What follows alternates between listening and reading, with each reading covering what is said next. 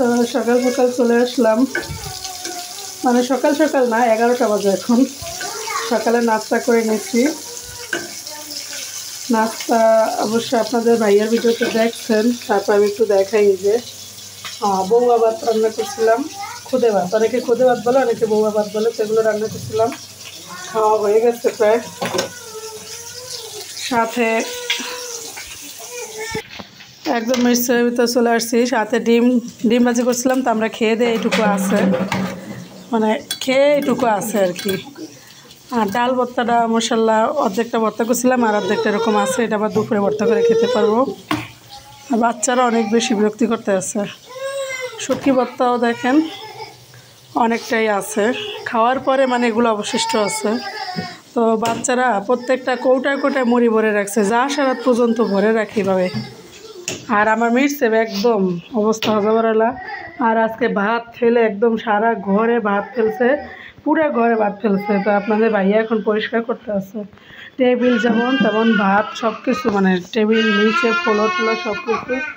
এখন দেখেন বিছনা লেভেলে করে আবার কান্নাকাটি করতে আছে দুজনে। কী হয়েছে? কি দে, আরে কই বিস্কুট দে, কান্না করিস না। আরে এগুলো বালিশ কেন এখানে এনে নিছো? বালিশ এক সাইডে থাকতে পারে না? তোমরা সব কিছু এলোমেলো করে নাও। ভাবছিলাম এখানে আসার পর একটু গুছানো থাকবে, কিন্তু তাও না। কারণ এখানে আসলে মানুষ তো সব চলে আসছে, তাহলে এই মানুষটাই তো এলোমেলো করে রাখে। কি বিস্কুট খাবা? তুমি না খাবার খাইছো এখন? হ্যাঁ, তা এখন আবার বিস্কুট খাবা? খাবা না, খালি খালি নষ্ট। তাহলে দে ওর কাছে দে, ওই ওই কৌটাটার ভিতর ভরে দে। তাই যাবে ওই পটটার ভিতর ভরে দে, পটটার ভিতর ভরে দে, পটটার ভিতর ভরে দে। বিস্তা বিস্কিট পড়বে, পিঁপড়ে আসবে। বাচ্চারা এত বেশি দুষ্টামি করে যে ওদের সামলাইতে গেলে অন্য কাজ আর হয় না। তো এদিক দিয়ে মাছটা কিন্তু ভাজা হয়ে গেছে প্রায় ওদের সামলাইতে গিয়ে। এখানে এখানে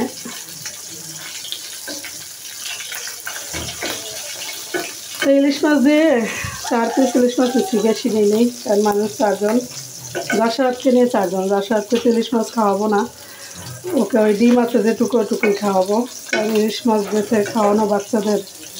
আর রান্না করবো আজকে যে দেখেন সিম আনছিল, দিন তো সিম ছিল, সিম দিয়ে। আর এই যে পেঁপে আছে, আমাদের গাছের পেঁপে বাড়ি থেকে নিয়ে আসছে পেঁপে। আর আলু নিচ্ছি আবার একটা মিটার। আলু গেল কই? আলু তো দেখি না,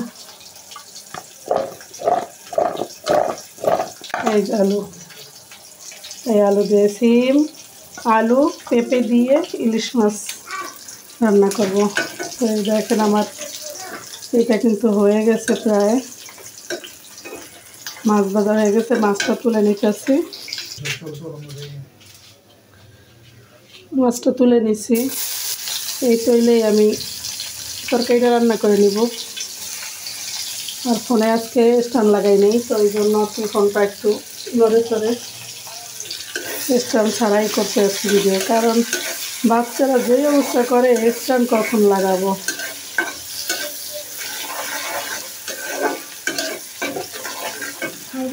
পেঁয়াজ কাটা আছে আর অনেক, কিন্তু আমি দেব না বেশি পেঁয়াজ।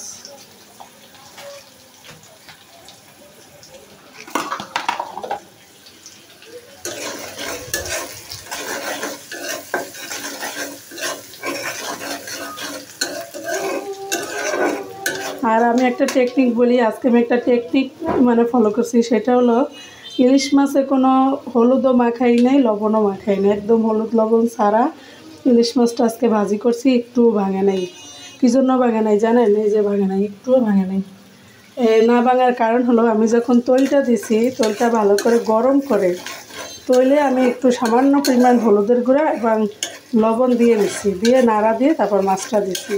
তাতে কিন্তু একদম পুরোপুরি লেগে গেছে, একটুও মাছ ভাঙে নাই। তো এরকম করে আপনারা কিন্তু দিতে পারেন, এটা কিন্তু খুব ভালো একটা টেকনিক। তো আমি কিন্তু এখন একটু পানি দিয়ে নিব।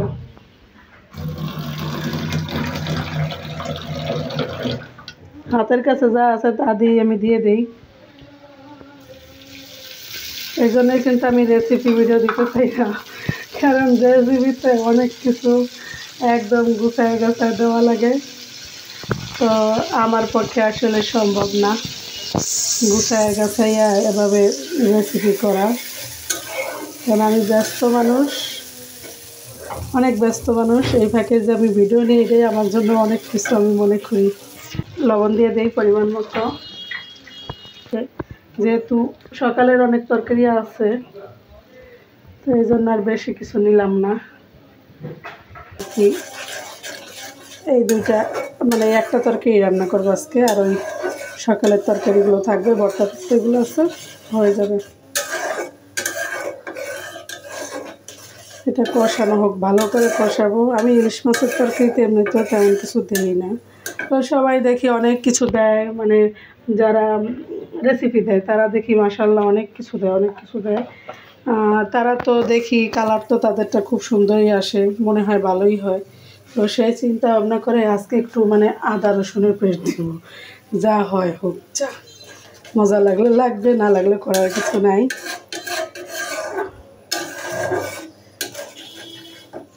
এইভাবে কিন্তু পেঁপে রান্না করতে পারেন, মনে হয় কমায় দিছি, একটু বাড়ায় দিই। পেঁপে কিন্তু অনেক আছে আমার বাসায়, যে দেখেন এখানে বুঝতে পারা পেঁপে নষ্ট হয়ে যাচ্ছে একদম বলা চলে। আপনাদের ভাইয়া নিয়ে আসছিল বাড়ি থেকে, আবার একজনে দিয়ে গেছে, মানে সব মিলাই এই অবস্থা আর কি পেঁপের।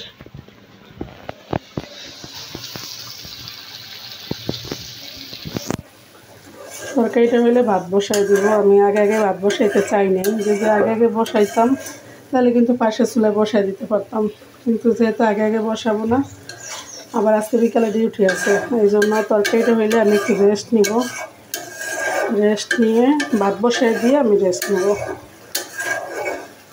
তারপরে রেস্ট নিয়ে একটু মানে রেস্ট কি, তখন আবার ভিডিও এডিট করব, মানে তরকারিটা হয়ে গেলে ভাত বসাই দেবো, ভাত বসাই দিয়ে আমি ভিডিও এডিট করব, ভিডিও এডিট করে তারপরে গোসল টোসল করে অফিসে যাব খেয়ে। তো আজকে মানে রান্নার পরে আর ভিডিও নিতে পারি নাই,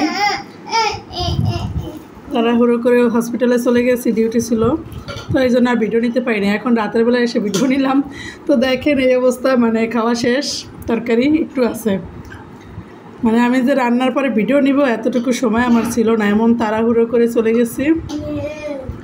তো এখন এই যে একটু আছে এই তরকারি, আর সাথে অন্যান্য তরকারি তো আছে, ডাল ভর্তা আছে, আর এই যে শুটকি ভর্তা আছে, একটু ডিম, সবে একটু একটু আছে। তো আমি খেতে বসে গেছি, দুপুরে আমি খাইনি, আমি যে দুপুরে ভাত খাইনি তাই আমার খেয়াল নেই, মানে আমি ডিউটিতে গিয়ে এত রোগী ছিল, মানে দুপুরে যে ভাত খাইনি তা আমার খেয়াল নেই। তো যাই হোক, খাবার দাবার খেয়ে নেই, সবাই ভালো থাকবেন, সুস্থ থাকবেন, আমার জানার স্বপ্ন সাথে থাকবেন। আল্লাহ হাফেজ।